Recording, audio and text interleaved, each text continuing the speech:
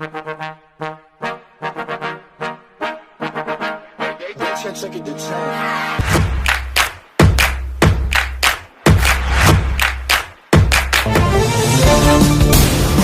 Banyumas Ahmad Hussein terus berupaya untuk mencapai zero waste atau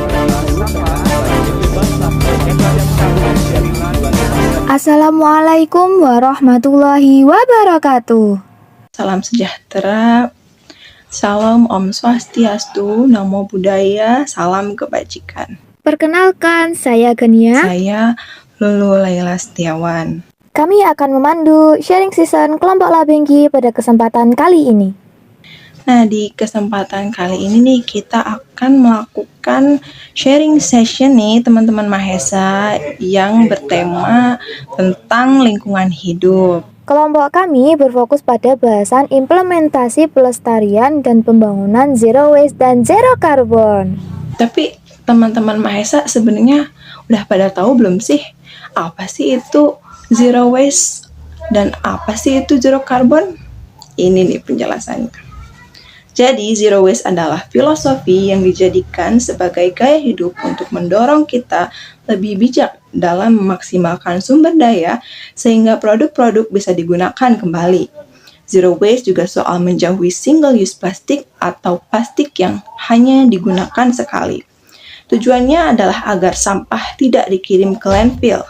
Jadi, zero waste itu bukan hanya tentang recycle ya, teman-teman Mahesa, atau mendaur ulang.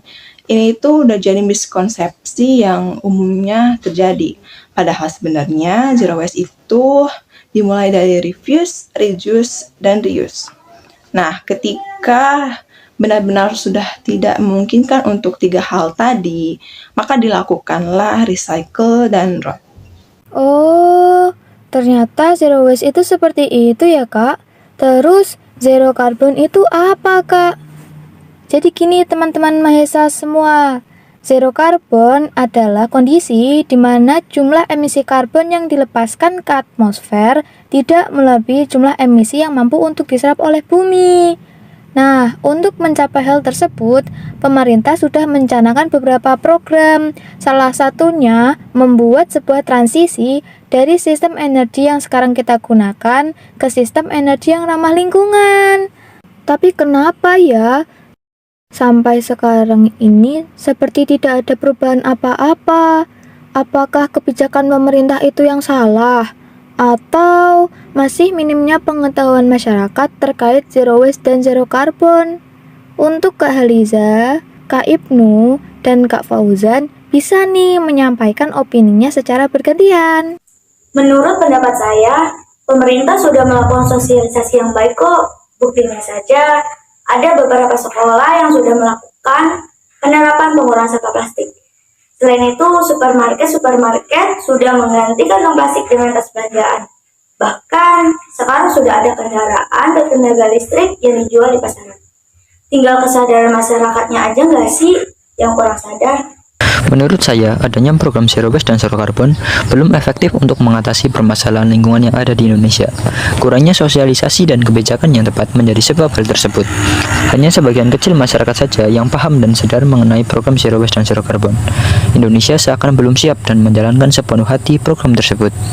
Berdasarkan data dari Badan Pusat Statistik, bisa dilihat tingginya angka pengguna kendaraan bermotor setiap tahunnya semakin bertambah. Padahal kendaraan bermotor memiliki peran yang besar dalam produksi emisi karbon yang mencemari lingkungan. Indonesia menempati urutan ketiga persentase pengguna sepeda motor terbanyak di dunia. Hutan juga terus berkurang setiap tahunnya. Masih ada 10 juta ton sampah yang tidak terkelola setiap tahunnya di Indonesia. Jika EKTP saja masih difotokopi, maka program zero waste dan zero carbon hanya akan menjadi angan belaka. Perlu ditemukan solusi dan kebijakan yang benar-benar bijak untuk mewujudkan hal tersebut. Bagaimana mengatasi ketergantungan masyarakat terhadap penggunaan kendaraan bermotor? Bagaimana mengatasi polusi yang dihasilkan pabrik-pabrik industri yang bertambah setiap tahunnya? Bagaimana mengurangi penggunaan plastik yang sangat banyak jumlahnya? Bagaimana menumbuhkan kesadaran masyarakat akan pentingnya kepedulian terhadap lingkungan? Saat ini, hal-hal tersebut masih menjadi masalah yang belum terselesaikan. Terima kasih. Menurut saya, apa yang tadi telah disampaikan oleh Haliza benar adanya. Program pembatasan dan pelarangan penggunaan kantong plastik sekali pakai telah gencar dan efektif dalam program Zero Waste dan juga Zero Carbon di tanah air. Namun, hal itu kurang dalam meraih kesuksesan program Zero Waste dan Zero Carbon itu sendiri, terutama di tanah air ya. Mengingat hutan-hutan di Indonesia ini makin lama makin dihabisin, sementara ia berperan hebat, berperan aktif dalam produksi O2, oksigen. Kemudian, masalah tingginya angka penggunaan kendaraan bermotor, baik roda 2 maupun roda 4, baik bermesin diesel maupun bermesin bensin biasa. Kendaraan-kendaraan tersebut turut andil dalam pencemaran lingkungan, terutama pencemaran udara, diikuti dengan asap polusi yang dihasilkan pabrik-pabrik industri yang kian merajalela. Yang kita harus upayakan dari diri kita masing-masing adalah mulai menggunakan transportasi umum, terus bisa bersepeda dan juga berjalan kaki jika jarak dan kondisi tubuh memungkinkan, serta mulai mengurangi produk-produk sekali pakai seperti botol minum sekali pakai dan juga bungkus-bungkus makanan lainnya yang sulit didaur ulang. Dan itu semua dimulai dari kita. Oke, itu tadi pendapat dari ketiga teman kita atau ketiga panelis kita terhadap kurangnya edukasi dalam program Zero Waste dan Zero Carbon. Dengan belum sempurnanya program Zero Waste dan Zero Carbon diterapkan, tentu menimbulkan dampak yang tidak bisa diremehkan begitu saja. Seperti ini, munculnya keracunan yang disebabkan oleh menghirup asap pembakaran dan gas berbahaya. Kondisi itulah yang menyebabkan oksigen mencapai sel dan jaringan dalam organ tubuh, mengancam kualitas udara yang kita hirup, teman-teman Mahesa. Gimana sih fenomena itu bisa berpengaruh terhadap lingkungan, dan cara apa yang sekiranya dapat dilakukan agar hal ini tidak terus-menerus terjadi?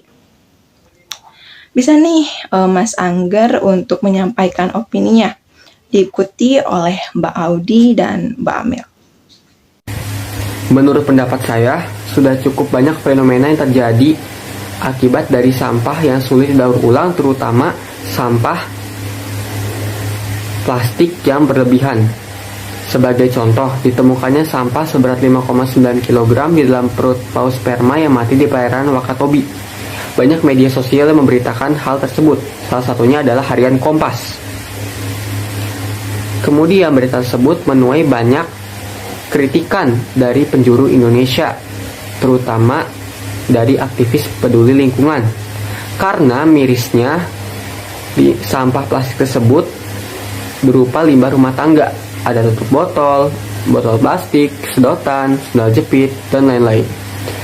Di beberapa tempat di Indonesia, sampah plastik yang berada di dalam tanah maupun di atas tanah dapat merusak kandungan zat air di dalamnya.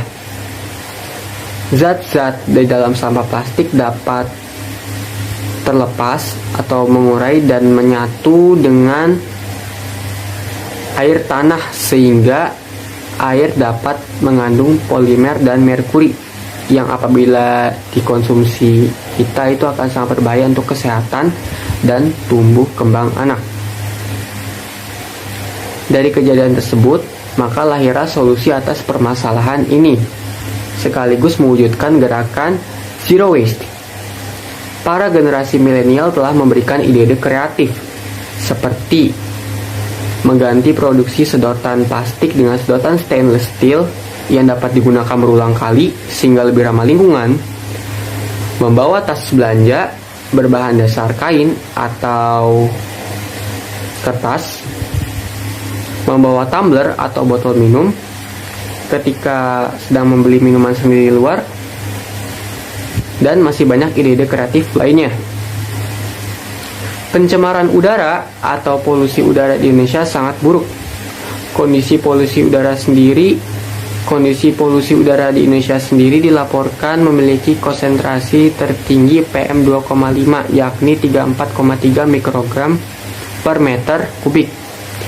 Hal ini menjadikan Indonesia sebagai negara nomor 1 yang paling berpolusi di kawasan Asia Tenggara.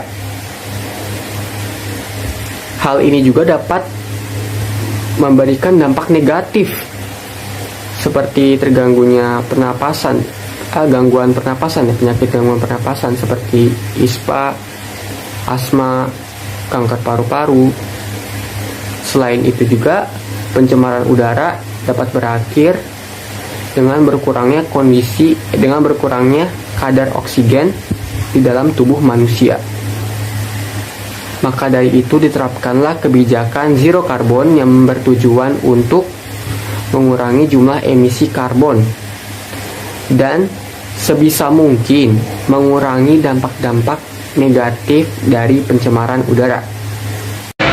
Untuk program Zero Waste dan Zero Carbon sendiri, menurut saya kurang begitu efektif untuk mengatasi adanya penumpukan sampah dan gas-gas berbahaya yang ada di Indonesia sekarang ini. Mari bersama-sama kita melihat keadaan di lingkungan masyarakat.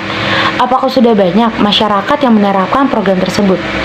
Hanya sebagian kecil saja masyarakat yang sudah menerapkan program Zero Waste dan Zero Carbon ini. Selain itu, berdasarkan penelitian yang dilakukan oleh Stanford University, Indonesia menduduki peringkat pertama sebagai negara yang malas untuk berjalan kaki. Negara kita sulit untuk diajak berjalan kaki atau menggunakan transportasi umum dalam beraktivitas, tidak seperti negara Korea dan Jepang. Zaman sekarang saja banyak keluarga yang sudah mempunyai mobil pribadi dan motor lebih dari satu. Hal itu saja sudah memperkeruh bumi karena gas berbahaya yang dihasilkan sudah cukup banyak. Selain dari kurangnya kesadaran masyarakat terhadap lingkungan sekitar yang sudah dijelaskan tadi, ada beberapa kondisi yang mungkin belum diperhatikan bagaimana cara penanggulangannya, yaitu asap yang ditimbulkan dari pabrik. Dengan banyaknya industri pabrik yang saat ini tengah berkembang pesatnya untuk memenuhi berbagai macam kebutuhan manusia, maka semakin banyak pula asap dari produksi pabrik tersebut yang akan dihasilkan. Asap pabrik masih menjadi momok yang mengerikan bagi udara kita. Kita bisa lihat sendiri kan, lewat cerobongnya yang besar itu, pabrik mengeluarkan asap yang begitu besar dan banyak. Asap pabrik ini sangat berbahaya karena mengandung karbon dioksida, karbon monoksida, juga gas metana. Kandungan yang berbahaya pada asap pabrik inilah yang berpotensi menyebabkan berbagai masalah pada kesehatan manusia, terutama masalah pernapasan. Selain bermasalah bagi kesehatan manusia, asap pabrik ini juga akan menjadi polusi udara, sehingga lingkungan kita menjadi semakin tercemar dan pemanasan global tidak bisa dihindari lagi.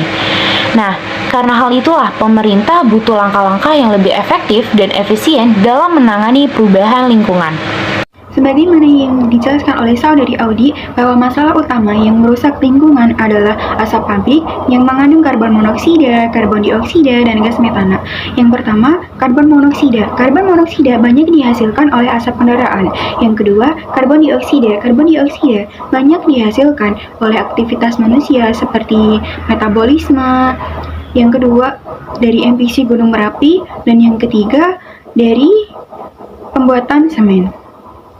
Yang ketiga, gas metana. Gas metana banyak dihasilkan dari peternakan, dari air limbah, dan pembakaran sampah. Dilihat dari penjelasan tersebut bahwa gas-gas tersebut dihasilkan dari aktivitas manusia itu sendiri. Maka dari itu, manusia harus menemukan solusi atas masalah-masalah tersebut.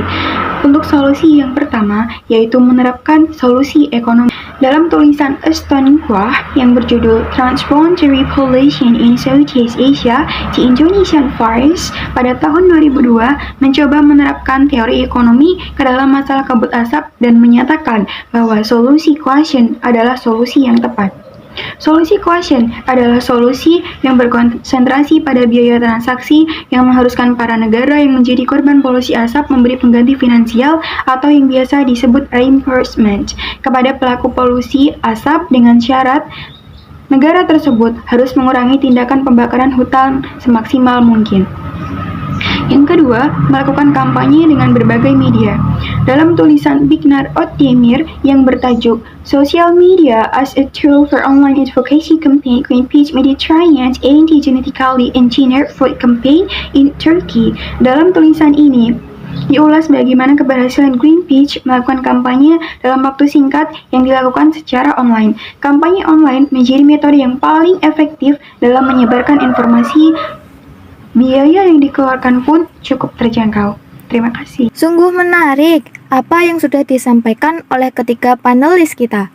Selain masalah timbulnya gas berbahaya dan kualitas udara yang buruk, isu ini juga menimbulkan banyak pertanyaan loh teman-teman mahasiswa semua. Salah satunya mengenai teknologi yang dibuat secara ramah lingkungan. Apakah benar ada sebuah teknologi yang dapat membantu bumi menjadi lebih sehat? Boleh banget nih untuk Kak Rizky Ayu dan Kak Reza untuk menyampaikan pendapatnya secara bergantian. Baik, di sini saya akan memberikan pendapat saya mengenai teknologi yang membantu bumi menjadi lebih sehat.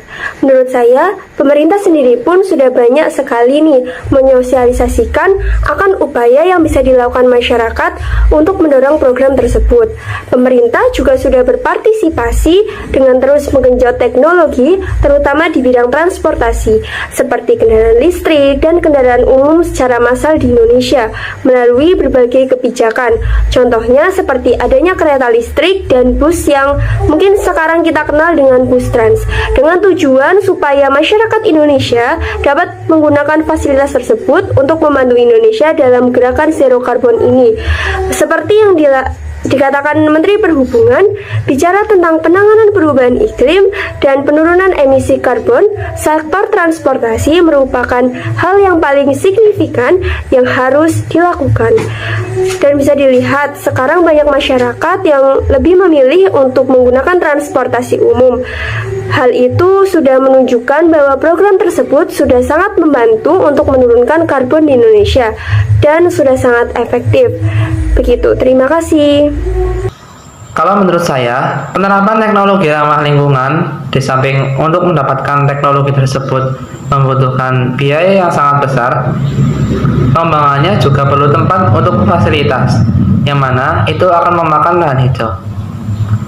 Bayangkan jika pembukaan lahan hijau digunakan untuk tujuan pengembangan teknologi tersebut. Itu sama saja seperti melakukan pembenaran dengan dalih membuka lahan hijau demi kepentingan pengembangan teknologi ramah lingkungan. Pengadaan teknologi ramah lingkungan juga akan memakan lebih banyak energi dan material, yang mana dalam pengadaannya menggunakan bantuan dari teknologi sebelumnya yang tidak ramah lingkungan. Hal itu akan menghasilkan limbah yang tak terkira sesuai dengan perluasan dan penerapan di berbagai sektor. Membawa perubahan pada sektor penggunaan teknologi ramah lingkungan juga perlu adaptasi besar, mulai dari wawasan lingkungan serta penerapan teknologi tersebut dalam pembangunan industri. Sektor industri yang menjadi salah satu peranan strategis pembangunan nasional juga harus mengikutinya, yang mana dalam pelarian ke teknologi ramah lingkungan juga memerlukan biaya yang cukup besar. Berbagai kebijakan tentunya akan dikeluarkan untuk meninjau teknologi baru. Simpang siur kendala pasti mungkin akan terjadi. Biogas menjadi salah satunya, yaitu energi ramah lingkungan yang memanfaatkan limbah kotoran. Dalam penerapannya, biogas juga masih mengalami berbagai macam kendala, seperti pendanaan, target yang tidak jelas, serta koordinasi lintas lembaga dan sinergi antar program. Pemanfaatan energi terbarukan biogas juga masih sangat minim. Pemerintah yang menargetkan angkanya di 489 juta meter kubik per tahun di tahun 2025, namun realisasinya hingga saat ini baru mencapai 26 juta meter kubik per tahun di data 2020. Hal itu juga belum mengarah ke pemanfaatan energi sel surya, yang mana dalam implementasinya memerlukan biaya pemasangan sekitar 33,7 juta rupiah untuk masyarakat yang ingin memasang teknologi tersebut. Semua itu kembali pada bagaimana sikap kita terhadap lingkungan. Selain upaya pemerintah untuk mengembangkan teknologi hijau tersebut, program-program pemerintah yang sudah dicanangkan juga masih rawan untuk miskoordinasi. Karena pemerintah seperti masih belum mempunyai rencana menyeluruh seperti biogas nasional di Cina. Kesuksesan pendekatan juga masih kurang seperti pada tahun 2017. Kebijakan satu data membuat program-program biogas dipusatkan ke Kementerian SDM. Hal itu menurunkan intensitas kerjasama banyak pihak dan menurunkan capaian reaktor biogas menjadi 36.000 karena kebijakan sentralisasi. Dari segi pembiayaan, pada 2019, biogas juga tidak masuk ke dalam perencanaan dana alokasi khusus atau DAK. Yang artinya, pemerintah seperti belum siap dalam implementasi program-program yang sudah direncanakannya. Dalam pelaksanaan, pengajuan proposal yang menunggu waktu persetujuan juga memerlukan biaya. Apa daya masyarakat yang hanya tahu implementasi perwujudan secara nyata, ketika dalam proyek seolah-olah terjadi pembengkakan biaya. Korupsi menjadi momok masalah yang belum terselesaikan. Celah program pemerintah menjadi salah satunya. Mungkin itu saja, terima kasih. Oke, itu tadi dia pendapat yang sangat luar biasa dari teman kita. Nah, tapi dari beberapa program pemerintah terhadap dukungan terhadap zero waste dan juga zero carbon, teman-teman Mahesa udah pada tahu belum nih sama isu yang satu ini? Isu yang satu ini tuh pernah benar-benar viral, dan aku yakin teman-teman Mahesa juga pasti udah pada tahu sih tentang isu ini. Apa yo? Ada yang tahu nggak? Betul banget. Isu itu adalah pemindahan ibu kota negara yang semulanya berada di DKI Jakarta dan akan dipindahkan ke Kalimantan Timur. Udah pada tahu dong ya pasti. Ini ibu kota negara kita loh, mau pindah, masa nggak tahu sih? Aku yakin udah pada tahu sih ya. Nah, dari fenomena ini, apakah pemerintah juga sudah terlihat bahwa pemerintah juga mendukung program zero waste dan juga zero carbon? Mengingat alasan dipindahkannya ibu kota, katanya sih karena penduduk DKI itu udah banyak, udah padat. Ini bukan katanya lagi, itu memang fakta ya, bisa disebut sebagai fakta. Dan juga ada yang menyebutkan bahwa kualitas udara di DKI Jakarta itu sudah buruk, dan ini benar. Beberapa bulan ke belakang juga sempat rame tuh tentang data yang dimana menampilkan bahwa daerah DKI Jakarta dan sekitarnya itu memiliki kualitas udara yang buruk, bahkan bisa dibilang berbahaya. Nah, aku mau tahu nih, apakah langkah ini atau langkah pemindahan ibu kota dari DKI Jakarta ke Kalimantan Timur itu apakah sudah merupakan hal yang tepat dilakukan oleh pemerintah? Dan apa sih dampak yang akan ditimbulkan bagi DKI Jakarta sendiri dan juga Kalimantan Timur? Oke, kita pengen tahu nih pendapat dari Mas Lutfi yang dilanjutkan dengan Mbak Nala dan juga Mas Arya. Ada beberapa alasan mengapa pembangunan Ibu Kota Nusantara adalah hal yang bagus. Yang pertama, pembangunan Ibu Kota Nusantara ini merupakan upaya pemerintah untuk mengusung pembangunan ekonomi yang inklusif dengan menyebarluaskan magnet pertumbuhan ekonomi baru, sehingga tidak hanya bertumpu di Pulau Jawa semata. Banyak sekali ketimpangan pembangunan dan pendidikan di luar Pulau Jawa, salah satunya di Kalimantan Timur. Ya, lokasi yang nantinya akan menjadi pusat dari Ibu Kota Nusantara. Dengan adanya pembangunan Ibu Kota Nusantara ini, diharapkan nantinya ketimpangan pembangunan dan pendidikan di Kalimantan akan cepat teratasi. Dan yang kedua, ibu kota tercinta kita saat ini memiliki banyak masalah yang sulit teratasi, mulai dari bencana alam, kepadatan penduduk, hingga kemacetan. Dilansir dari merdeka.com, kerugian ekonomi akibat kemacetan lalu lintas di Jakarta mencapai 65 triliun per tahun. Sedangkan fungsi ibu kota seharusnya menjadi pusat untuk politik, keamanan, dan perekonomian suatu negara. Tidak hanya itu, ibu kota juga mencerminkan sisi kebudayaan negara tersebut yang menunjukkan sebuah karakter yang unik dan khas dari negara tersebut. Apa jadinya bila turis asing berkunjung ke ibu kota negara kita dan pergi dengan penilaian yang tidak enak terhadap negara kita karena hal-hal yang saya sebutkan tadi. Yang ketiga, berdasarkan laporan konsultan Ferik Mapleprof, Jakarta diprediksi akan tenggelam di tahun 2050. Oleh karena itu, ini menjadi salah satu alasan mengapa pembangunan ibu kota Nusantara ini bukanlah ide yang buruk. Salah satu lokasi yang paling strategis adalah Kalimantan. Mengapa pemerintah memilih lokasi tersebut? Karena di Kalimantan ini sangat jarang terjadi gempa. Mengapa di Kalimantan ini sangat jarang terjadi gempa? Karena Pulau Kalimantan ini lokasinya cukup jauh dari lokasi zona tumbukan lempeng atau megatrust. Sehingga suplai energi yang membangun medan tegangan terhadap zona seismogenik di Kalimantan ini tidak sekuat dengan daerah lain. Oleh karena itu, kegiatan ekonomi di ibu kota Nusantara nantinya akan sangat sulit terhambat oleh bencana alam. Yang keempat, bila kalian memprotes IKN karena masalah lingkungan, jangan khawatir. Karena dari sisi pemanfaatan energi, IKN ini nantinya akan memanfaatkan energi matahari sebagai sumber listrik, menggantikan listrik yang awalnya bersumber dari batu bara sehingga mengurangi jumlah CO2, serta mampu mengontrol distribusi energi ketika sedang jam puncak.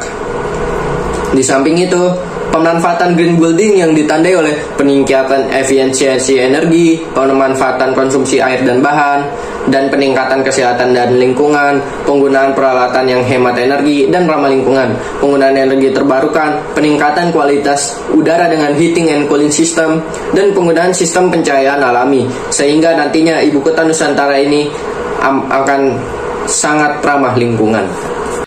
Menurut saya, pemindahan ibu kota ke Kalimantan Timur kurang sejalan dengan sejarah peristiwa perjuangan bangsa Indonesia. Banyak sekali sejarah perjuangan yang telah terjadi di ibu kota Jakarta. Misalnya, peristiwa proklamasi kemerdekaan 17 Agustus 1945. Apabila ibu kota jadi dipindahkan ke Kalimantan Timur, saya rasa cepat atau lambat banyak masyarakat yang melupakan sejarah. Selain itu, dengan dipindahkannya ibu kota negara, pasti membutuhkan dana yang sangat besar. Perlu kita ingat, Indonesia memiliki banyak sekali hutang kepada negara lain. Alangkah baiknya jika dana yang akan digunakan untuk memindahkan ibu kota ke Kalimantan Timur digunakan untuk membayar hutang dan bisa dialokasikan untuk pembangunan bangsa. Misalnya, pembangunan jalan di daerah Papua, kemudian memperbaiki fasilitas-fasilitas pendidikan, pembangunan gedung-gedung yang dapat menunjang untuk masyarakat-masyarakat terpencil, dan masih banyak lagi. Mari kita berpikir bersama. Semisal ibu kota jadi dipindahkan ke Kalimantan Timur, apakah tidak akan merusak lingkungan yang masih alami? Apakah tidak akan menimbulkan gas-gas berbahaya lagi? Dan apakah kerusakan lingkungan bisa teratasi? Para pejabat telah mengutarakan alasan pemindahan ibu kota menuju ke Kalimantan Timur. Hal ini karena Jakarta sering terjadi banjir dan tingkatnya atau semakin meningkatnya kemacetan yang terjadi. Ada juga yang mengutarakan bahwa Jakarta akan tenggelam. Jika langkah yang diambil untuk mengatasi masalah tersebut dengan memindahkan ibu kota ke Kalimantan Timur, saya rasa itu bukan solusi yang tepat. Seakan-akan pemerintah lari dari masalah yang belum teratasi. Ya, setelah mendengar beberapa pendapat dari teman-teman sebelumnya, menurut saya pemindahan ibu kota negara baru ke Kalimantan ini adalah sebuah penyelesaian atau solusi yang dilakukan untuk permasalahan yang sedang terjadi di Indonesia. Toh juga Undang-Undang Dasar telah menjamin tentang pembangunan nasional. Yang harus kita pastikan adalah pembangunan ibu kota negara baru ini harus sesuai dengan norma-norma konservasi. Itu juga tidak boleh melanggar program-program sebelumnya seperti zero carbon dan zero waste, seperti itu. Pemaparan yang luar biasa dari ketiga panelis kita. Seperti yang kita ketahui ya Mahesa, pemindahan ibu kota negara tentunya membutuhkan banyak biaya. Selain itu juga harus mengorbankan lahan hijau yang mana nantinya akan dibangun sebuah peradaban. Hal tersebut tentunya tidak akan membuat bumi tersenyum. Lantas, apa yang perlu kita lakukan agar bumi tetap dapat mempertahankan lahan hijaunya? Boleh banget nih untuk Kak Yoga, Kak Farzana, dan Kak Nadia untuk memaparkan opininya. Tanpa mengesampingkan isu lingkungan yang tengah melanda Jakarta, menurut saya, program pemindahan ibu kota baru ke Kalimantan Timur merupakan satu langkah yang tepat yang tengah dicanangkan oleh pemerintah.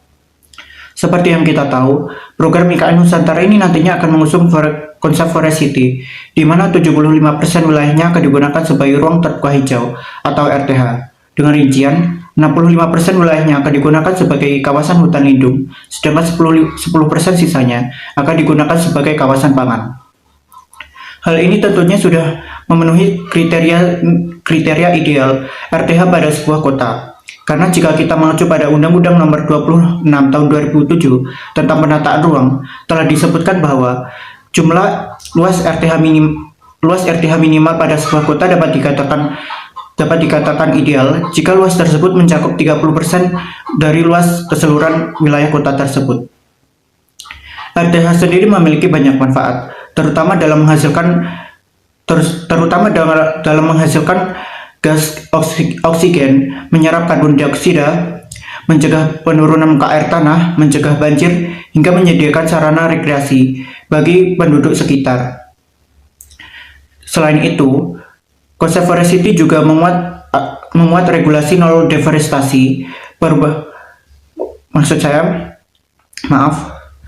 Konsep Forest City ini nantinya juga akan memuat regulasi nol deforestasi, konservasi hutan yang berkelanjutan, hingga pelibatan masyarakat adat guna menghargai hak mereka, menghargai eksistensi mereka, dan juga bekerja sama dalam menjaga kelestarian isu lingkungan di IKN Nusantara ini nantinya.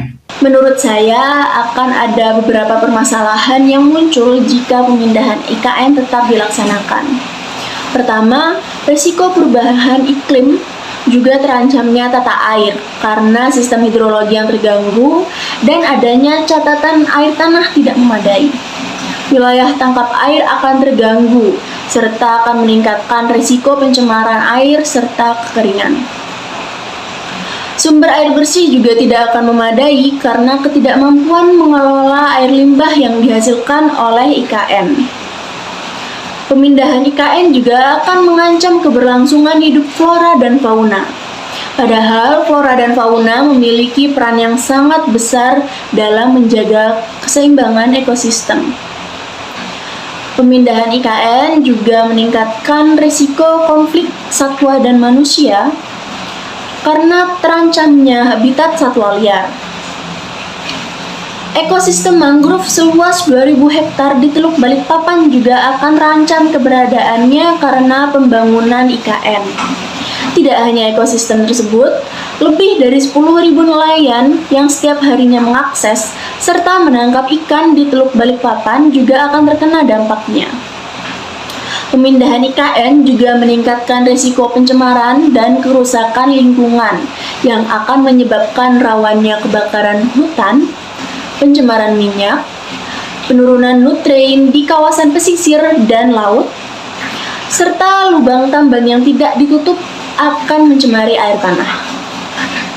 IKN Ibu Kota Nusantara adalah kota terencana yang nantinya akan menggantikan Jakarta sebagai Ibu Kota Negara Indonesia. Meskipun terdapat 3 ancaman dari adanya rencana IKN ini, kemungkinan beberapa masalah masih bisa diatasi karena adanya konsep Forest City di mana 75% lahan IKN akan digunakan sebagai RTH, ruang terbuka hijau. Kemudian konsep ini juga memuat keanekaragaman hayati dan pengelolaan hutan yang berkelanjutan. Namun tidak semua masalah bisa diatasi dengan adanya konsep ini, seperti terkenanya dampak para nelayan yang setiap hari mengakses dan menangkap ikan di Teluk Balikpapan. Mereka merasa kehilangan pekerjaan dan terancam karena resiko pencemaran air dan kekeringan. Apabila mereka, para nelayan, berganti profesi, itu akan sangat sulit untuk beradaptasi dengan profesi baru. Oleh karena itu, pemerintah pusat dan masyarakat setempat harus memiliki kesepakatan jika rencana IKN ini jadi dilaksanakan supaya tidak akan ada lagi keluhan-keluhan tentang lingkungan sekitar dan juga keluhan-keluhan masyarakat setempat. Terima kasih. Oke, teman-teman Mahesa, intinya zero waste dan zero carbon itu mengajak kita untuk mengevaluasi gaya hidup kita dan melihat apa sesuatu yang kita konsumsi dan juga sesuatu yang kita lakukan bisa berdampak negatif terhadap lingkungan. Kenyamanan yang berbentuk produk murah, material yang tidak bisa didaur ulang, merusak kesehatan bumi, dan juga berkembangnya manusia, juga spesies hewan di planet ini. Kita mesti punya pegangan nih, agar kita bisa terus menjaga bumi dengan sebaik-baiknya sehingga bumi gak sakit-sakitan lagi nih teman-teman Mahesa. Kita semua tahu, tidak ada yang namanya sempurna. Begitupun untuk program Zero Waste dan Zero Carbon Lifestyle. Tapi, jangan sampai ketidaksempurnaan ini membuat kita lalai dalam tugas kita untuk menjaga lingkungan. Zero Waste dan Zero Carbon bukan tujuan, tapi suatu proses. Mari kita sama-sama menjalankan proses ini. Terima kasih untuk teman-teman Mahesa semua atas perhatiannya. Mohon maaf apabila ada kesalahan kata atau kesalahan dalam penyampaian. Kita di sini juga sama-sama sedang berdiskusi, sama-sama sedang belajar dan sama-sama sedang menggali informasi yang mungkin dapat dilakukan nih oleh teman-teman Mahesa ya. Yang pastinya terus dukung program Zero Waste dan Zero Carbon ini karena ini akan berdampak sangat positif pada bumi kita. Saya Zululaya. Saya Genio, beserta panelis yang hadir pada hari ini. Mohon pamit undur diri. Terima kasih. Wassalamualaikum warahmatullahi wabarakatuh. Indonesia.